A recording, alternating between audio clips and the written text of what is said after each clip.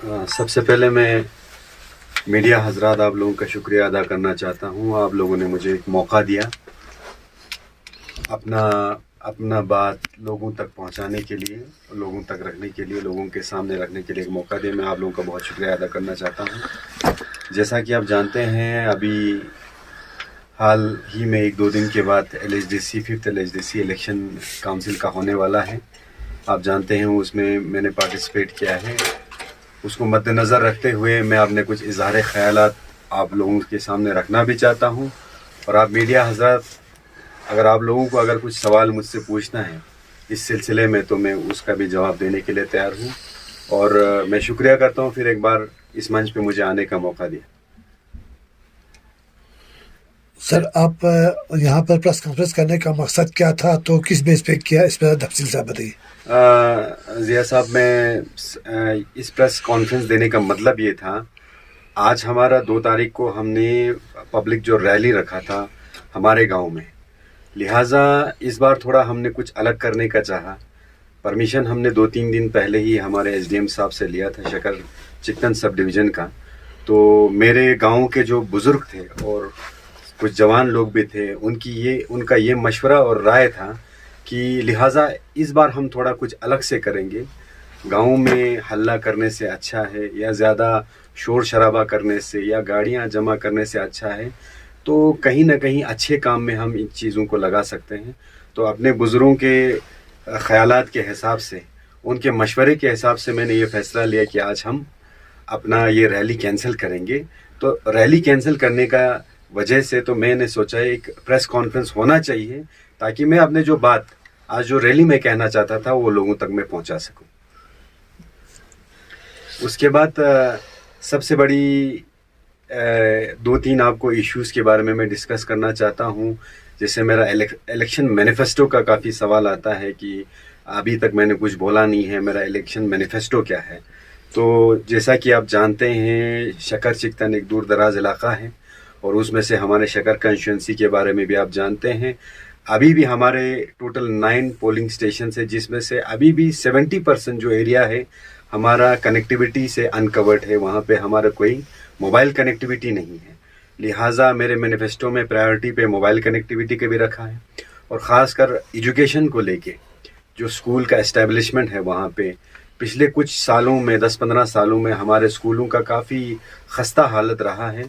वहाँ पे हमारे कुछ गांव है, जैसे संडो गांव में हाल ही में हमारे जो स्कूल वहाँ पे बिल्कुल क्लोज हो गया है। और हमारे युक्मा खरबू में हमारा प्राइमरी स्कूल, हमारा मिडिल स्कूल वो भी बंद हो गया है। और उसके बाद अभी जो हमारा हाई स्कूल है वहाँ पे भी थोड़ा स्कूल की हालत बहुत खस्ता है, वहाँ रोल भी काफ़ी कम हो गया है। तो इन चीज़ों का क्या रीज़न रहा है, क्या वजह रही है, मेरे मैनिफेस्टो में ये रहेगा इन चीज़ों को रेक्टिफाई करके आने वाले वक्त में मैं इन स्कूल्स को एम्पावर करूं, दोबारा उस लेवल तक पहुंचाऊं, ताकि हमारे गांव में रहने वाले बच्चे अच्छी तालीम हासिल कर सके और क्वालिटी एजुकेशन हासिल कर सके। उसके साथ साथ हमारे जो मेडिकल सब सेंटर्स हैं, जैसे हमारे संजक विलेज है, शकर है, लमसू, संडो, योमा खरबू, शकर 2 है, आपका मेडिकल सब सेंटर का अपग्रेडेशन बहुत ज़रूरी है। पुराने एस्टेब्लिशमेंट से अभी तक वहाँ पे कोई रेनोवेशन का वो काम नहीं हुआ है। तो मैंने अपने मंशूर में ये भी रखा है कि आने वाले वक्त में इंशाल्लाह अल्लाह ताला ने मुझे मौका दिया, अगर मेरी कामयाबी रही तो मैं इन चीज़ों पे काम करने के लिए तैयार हूँ। और उसके सिवा हमारे युक्मा खरबू का एक बहुत बड़ा इशू था लिफ्ट इरिगेशन का। ड्राउट जोन है, जैसे आप जानते हैं, वहाँ पे पानी का बड़ा किल्लत रहता है। और हाल ही में हमने 5 करोड़ का एक लिफ्ट इरिगेशन का प्रोजेक्ट सेंक्शन भी किया है। और आने वाले वक्त में इंशाल्लाह हम इस काम को बिल्कुल ज़मीनी सतह पे शुरू करके कामयाब करने की कोशिश करेंगे।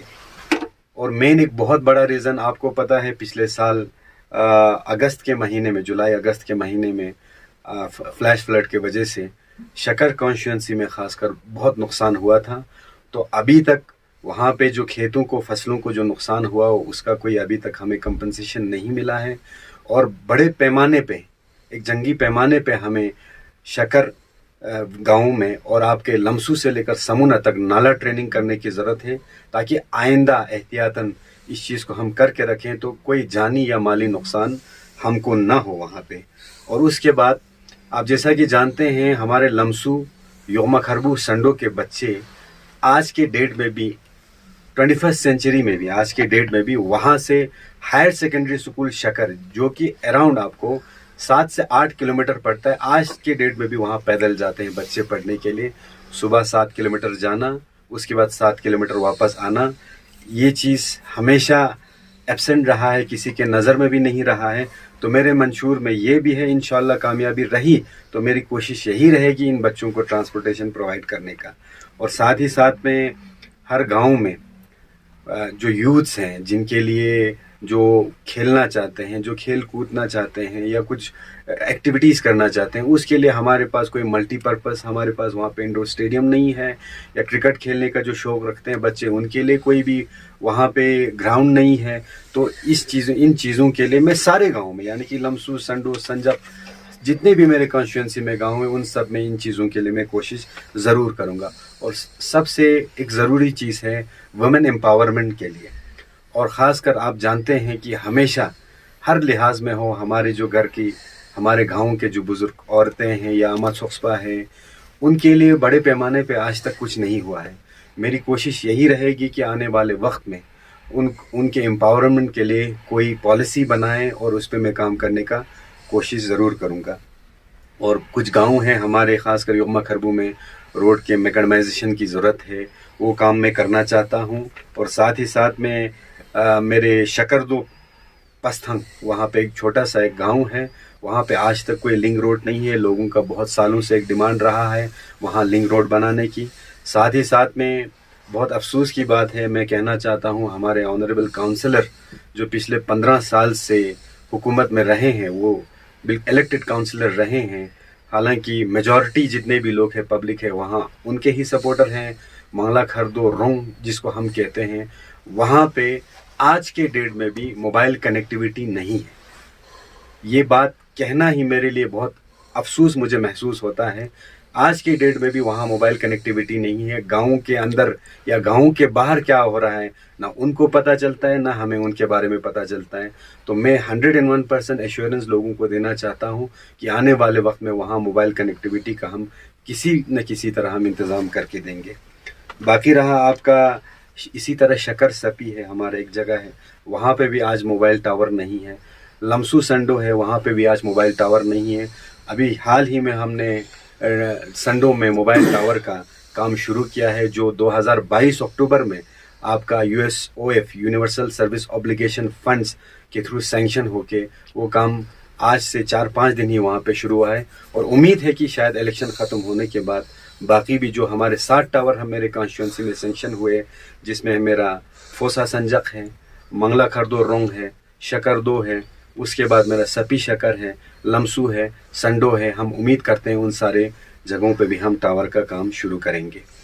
साथ ही साथ में आपको बाकी संडो विलेज का एक हमारा मुद्दा था, वहाँ पे हमारा है शाशी लेक, जो आप जानते हैं बहुत फेमस मानते भी हैं। एक नेचुरल जो लोगों ने बनाया था, नेचुरल जो आर्टिफिशियल लेक हम उसको कहते हैं, उस ज़माने में हमारे बुज़ुर्गों ने बड़ी मेहनत से बनाया था और वही सिंगल सोर्स ऑफ वाटर था इरिगेशन के लिए। तो उसकी हालत काफ़ी टाइम से बहुत खस्ता रही है, आज तक उस पर काम नहीं हुआ है। और हाल ही में हमने उसका DPR बनाया है अराउंड 6.5 करोड़ रुपए का। इंशाअल्लाह रहमान इलेक्शन के बाद इस चीज़ पे हम काम करने की कोशिश करेंगे। और वहाँ पे साथ में साथ संडो का एक पिलुंग एक वाटर रिजर्वायर का डिमांड था, उसका भी हमने DPR बना के फाइनल स्टेज पे सबमिट कर दिया है। इंशाल्लाह आने वाले वक्त में वो भी हम सैंक्शन करके लाने की कोशिश ज़रूर करेंगे। और साथ ही साथ में योमा खरबू में एक ट्रैकिंग रूट का डिमांड था, जिसको हमने अभी SDP में रख के ऑलरेडी सैंक्शन किया भी है। अब इसका हमें सिर्फ करना बाकी है, वो करने के बाद इंशाल्लाह इलेक्शन के बाद इस काम को हम एग्जीक्यूट करेंगे। ये हमारा ट्रैकिंग रूट गच्छू लबरुख से लेकर सुमजुर से लेकर फिर हमारा शशि लेक तक जाएगा। ये बनने के बाद इसका बहुत बड़ा बेनिफिट हमको रहेगा वहाँ पे। और साथ ही साथ में हमारे योमा खरबू में एक आस्थाना था, आप जानते हैं, शायद आप लोगों को पता भी होगा, लोगों का उस वक़्त उस आस्थाने में बहुत ही आस्था रहा है। और बहुत ही लंबे अरसे के बाद डिमांड करने के बाद आज के डेट में उस आस्थाना का टेंडर हो के काम भी शुरू हो गया है। 5.5 करोड़ रुपए हमने सैंक्शन किया है। ये जो मैं बातें कह रहा हूँ, जो मैंने किया है, आपको पहले जो मैं कह रहा हूँ, जो मेरा मैनिफेस्टो था, मैनिफेस्टो में हमने हर गांव का जो मेन चीज़ रखा हुआ है। और बाकी मैं इन शॉर्ट आपको कहना चाहता हूँ, आज तक पिछले 5 साल में, यानी कि पहले भी मैं इलेक्शन में निकला था, मुझे इतना वक्त नहीं मिला था मेहनत करने के लिए। लास्ट मोमेंट में जब नोटिफिकेशन निकला, पब्लिक ने मुझे चुना, मुझे निकलने के लिए कहा। उस वक्त पीडीपी के मैंडेट पे मैं निकला था, हाजी साहब के साथ हम थे, तो मेरे पास वक्त कम था, जिसकी वजह से उस वक्त मुझे कामयाबी नहीं मिली। लेकिन इंशाल्लाह मैं मानता हूँ मुझे सीख बहुत मिली, क्योंकि मेरे हार में भी मेरी जीत है, मुझे आज महसूस हो रहा है। 5 साल पहले गाँव के 70% लोग, न मैं उनको जानता था, न वो मुझे जानते थे। आज पिछले 5 साल से मैं लोगों के बीच में रहा हूँ, और मेरा मानना है अगर एक सियासी लीडर आपको बनना है, या एक अच्छा सियासी लीडर बन के आपको रहना है, आपको लोगों के बीच में रह के लोगों के दर्द को, लोगों के मुश्किलों को समझना है, और लोगों के इतने करीब जाना है ताकि लोगों के दिल से वो हेजिटेशन निकले एक दूसरे से मुलाकात करने के लिए।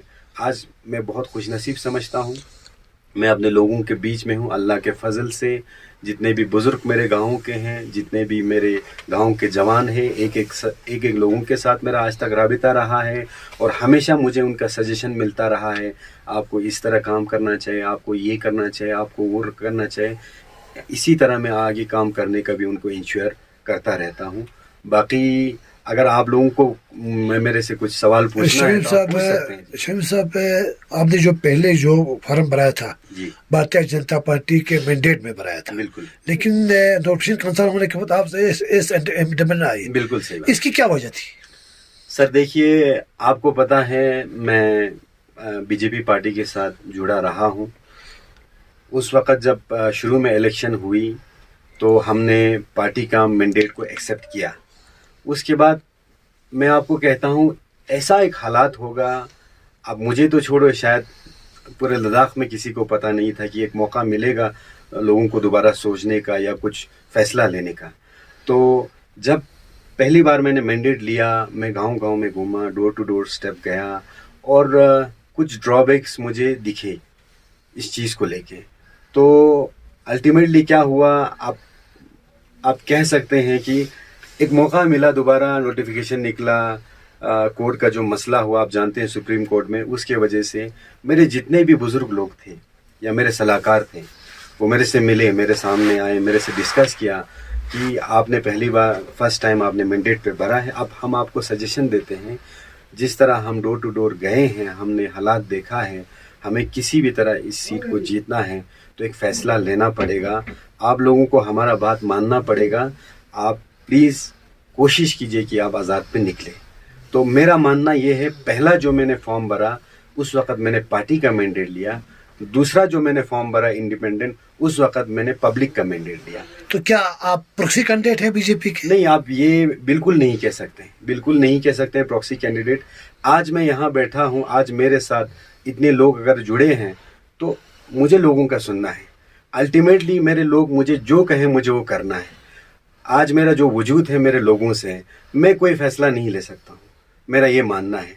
अगर मेरा पब्लिक अगर मेरे लिए या अपने कौम के लिए कुछ अच्छा देखता है और इस सीट को जीतने के लिए कुछ पॉलिसी बनाता है, मुझे किसी भी तरह अपने एडवाइज़र हो पॉलिटिकल या अपने लोगों को मुझे सुनना है, उसके सिवा मेरे पास कोई और दूसरा राह नहीं है। सर, आपकी कंस्टिट्यूंसी में हम काफ़ी लोगों से मिले, बिल्कुल, लोगों का ये कहना है कि शमीम जो है हमारा कैंडिडेट है, बिल्कुल, वो कोई प्रॉक्सी कैंडिडेट नहीं है। लोगों का कहना है जी जी जी। वो जीतने के बाद भी सपोर्ट नहीं करेंगे। क्या आप इसमें स्टैंड रहेंगे कि आगे आप सोच लेंगे? सर देखिए, अभी फ्यूचर जो पॉलिटिकल मेरे क्या होंगे वो तो मैं आपको अभी बता भी नहीं सकता हूँ, ये लाहेअमल, क्योंकि पॉलिटिक्स आपको अब हम जानते ही हैं, मैं अपने सारे पॉलिसीज़ आपसे शेयर नहीं कर सकता हूँ।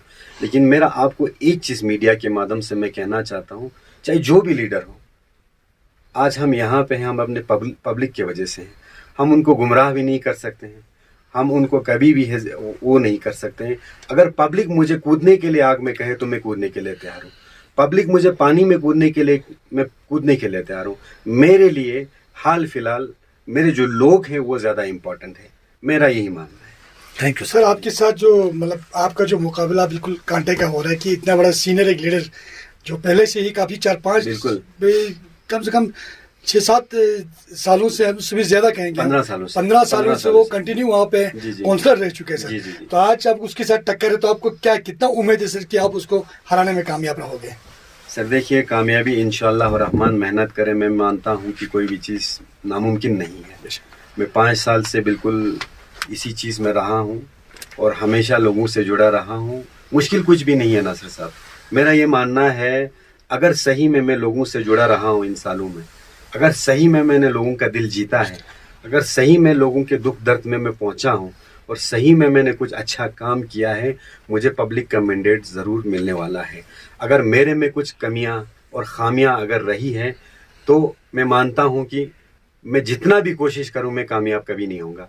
अल्लाह ताला का फजल है, ऊपर वाले की दुआ है, अगर उनका आशीर्वाद रहा और लोगों का, खासकर यूथ का अगर मेरे साथ सपोर्ट रहा, तो उम्मीद है मैंने बहुत अच्छा मेहनत किया है और मैंने काम करके दिखाया। मैं आज तक कुछ भी नहीं था, मेरे पास ना कोई पोस्ट था, ना कोई मेरे पास कम्युनिटी डेवलपमेंट फंड था। उसके बावजूद भी अपने कॉन्स्टिट्यूंसी में मैं आज को आपको गिन के दे सकता हूँ, मैंने अराउंड 30-40 करोड़ तक का काम ला के दिखाया है और यही मेरी कोशिश हमेशा रहेगी। मेरी एक अपील है लोगों से, लास्ट पे मैं ये कहना चाहता हूँ, ख़ासकर जो यूथ हैं और ख़ासकर जो हमारे गाँव के जो अमत खुशबा लोग हैं और जितने मेरे बुज़ुर्ग लोग हैं, मैं अपील करना चाहता हूँ।